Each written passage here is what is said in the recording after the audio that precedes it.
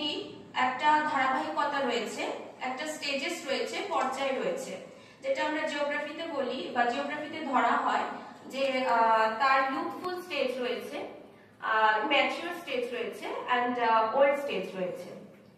তো normally old স্টেজে গিয়ে কি হয়, যার নদী মোহনাতে মেশে, যেটা ওল্ড স্টেজ, কারণ নদী তখন আর ধারণ করার ক্ষমতা থাকে না, ক্ষয় করার ক্ষমতা থাকে না, নদী তখন ডিপোজিট করে এবং নদী তখন গিয়ে ওল্ড স্টেজে মোহনাতে গিয়ে মেশে। কিন্তু যদি নদীর ধারাবাহিক মানে ফ্লোতে যদি বাই চান্স কোনোভাবে আবার ইউথফুল স্টেজে চলে যায়, তখন আমরা সেটাকে বলি রিভার রিজুভিনেশন।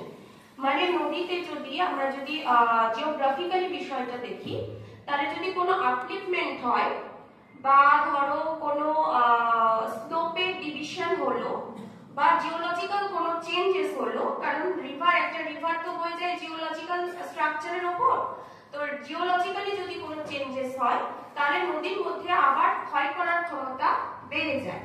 তো সেখান থেকে শুরু হয় রিজুভিনেশন, অর্থাৎ নদীর পুনর্যৌবন লাভ।